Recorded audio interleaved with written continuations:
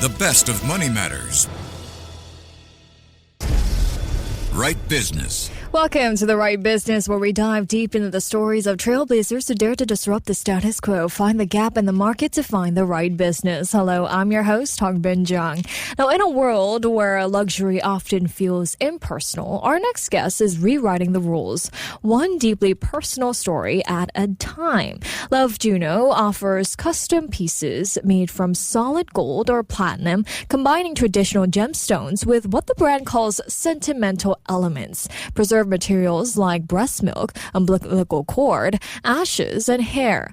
Now, while it might sound very unconventional, each piece is designed to honor life's most intimate transitions: motherhood, loss, love, and identity. But the idea was born out not from a business plan, instead it came from a lived experience. After giving birth during the pandemic, our next guest found herself overwhelmed and searching for a way to anchor her identity in the midst of rapid transformations. Joining us today to share more, joining us here in the studio is Min Qi Yeo, who is the founder of Love Juno Gems. Hi, Min Qi. Welcome to the show. Hi, Hongbin. Hi, nice to meet you. Thank you so much for joining us. All right, Min Qi, I just want to start off by asking you, what was that pivotal moment that led you to create Juno Gems or Love Juno Gems? So the turning point actually came during my first ever breastfeeding journey, right in the middle of COVID pandemic. I was feeling isolated, overwhelmed, and I felt like I was losing myself.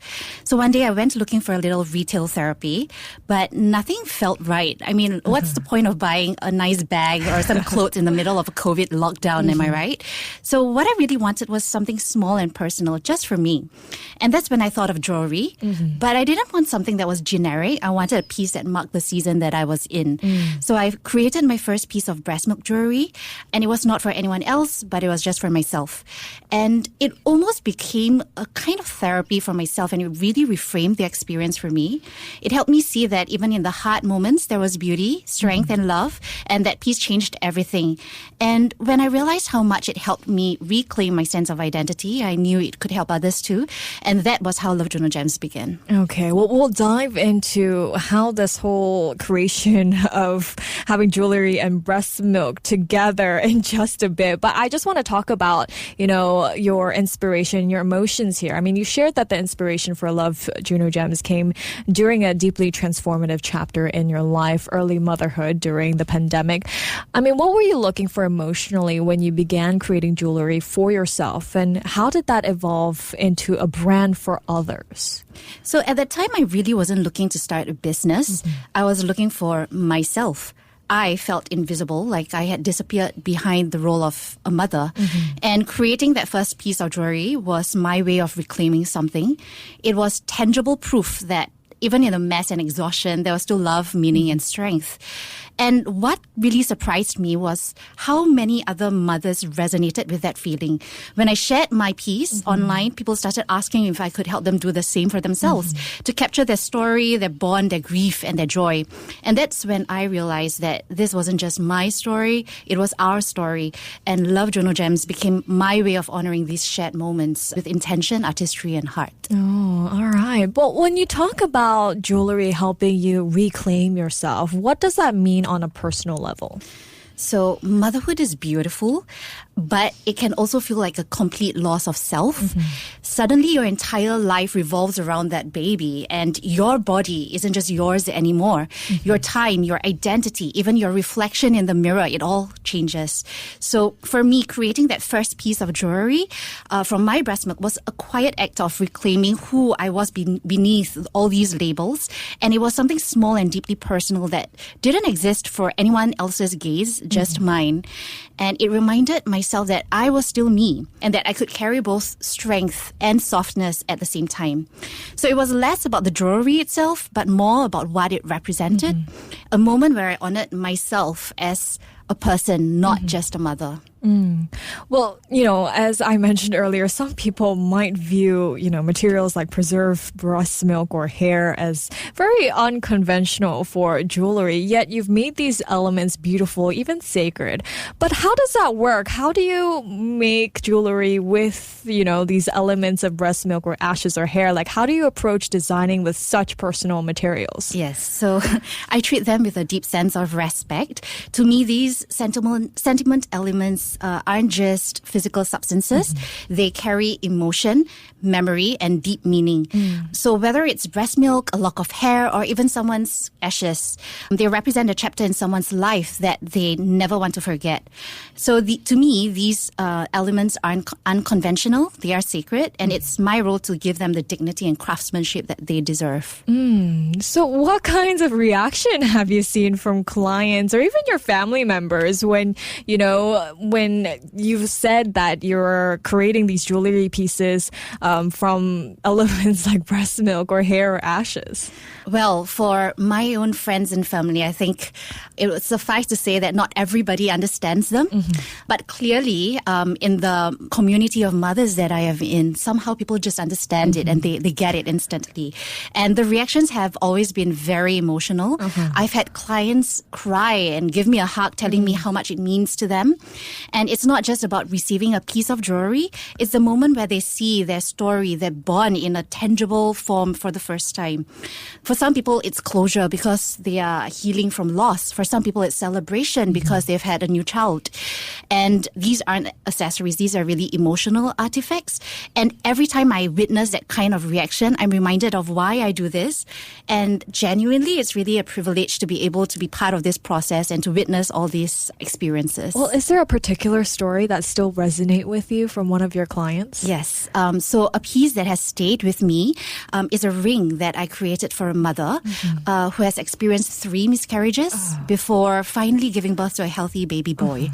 So for this client, we actually used 3 rose quartz to represent the emotional healing behind each loss. And then we also preserved her breast milk to symbolize the arrival of a healthy baby boy, a quiet, powerful testament to her resilience and hope. And finally, I also spent weeks sourcing for a specific shade of green sapphire to match the shade of a cat's eyes, who had been a constant companion through it all. So really, I feel like what we're doing is more than jewelry. It was this lady's entire story of grief, of hope, and of love wrapped into one piece.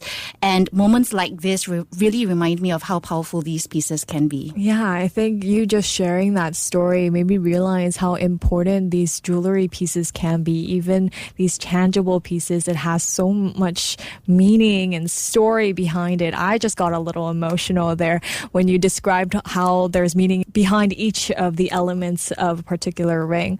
Well, in a world where luxury often emphasizes status or aesthetics here, Love Juno Gems stands apart by focusing on meaning and emotional resonance, as you highlighted in that story there.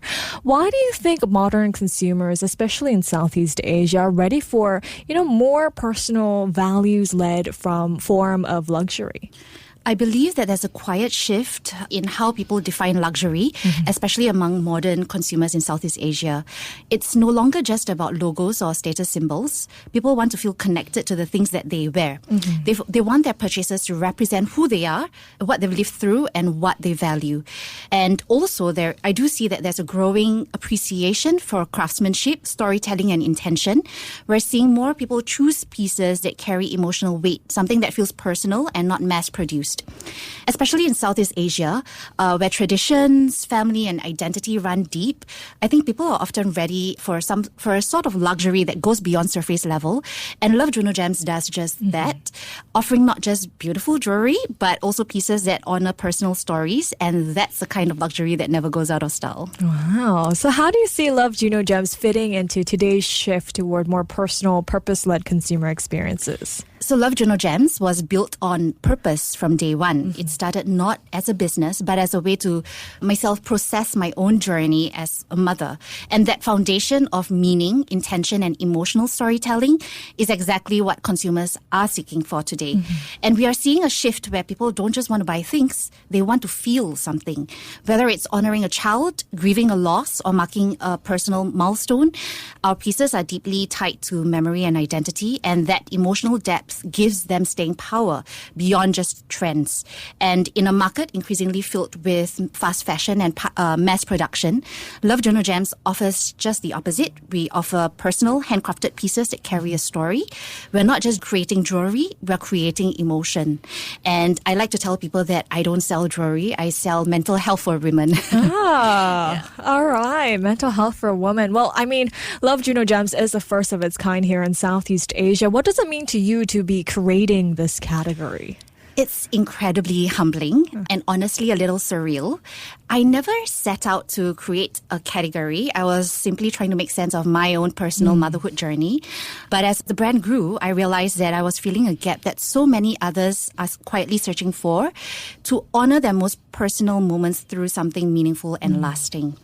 And to be the first in Southeast Asia doing this at a fine jewelry level with solid gold, genuine gemstones and bridal grade craftsmanship means I get to shape the narrative around what keepsake jewelry can be. And it's not just sentimental, it can also be luxurious, elegant and timeless. And that's something that I'm extremely humbled and grateful for. So what's your long-term vision for Love Juno Gems then? I mean, do you see it staying as a niche brand or scaling into something larger? What's next? My vision is to grow Love Juno Gems into a global brand, one that still feels deeply personal. I don't believe that meaning and scale have to be mutually exclusive. So yes, we started in a niche space, but the need for emotional connection and beautiful storytelling is universal. We're already seeing interest from international customers, and we're expanding our ready-to-wear collection to reach a wider audience, pieces that are still intentional, but not necessarily tied to breast milk or ashes. Think jewelry designed by women for women, elegant, effortless pieces that honor the many seasons that we go through. At the same time, I'll always protect the heart of our work, our bespoke work, our craftsmanship, and our emotional integrity. Because Love Juno Gems isn't just about jewelry, it's about identity, memory, and meaning. What's next is scaling with soul, growing thoughtfully without ever losing that human touch. Amazing. Well, before we let you go here, Min Qi, what do you hope people feel when they wear a Love Juno piece? Not just now, but years from now. I hope they feel seen. Whether it's a season of strength, softness, loss, or love, I want the piece to bring them back to that moment and remind them of who they were, what they have overcome, and how far they've come. More than anything, I hope it becomes something they reach for, not just because it's beautiful, but because it means something to them. A quiet anchor through the chaos, a symbol of identity, and a reminder of the story that mattered.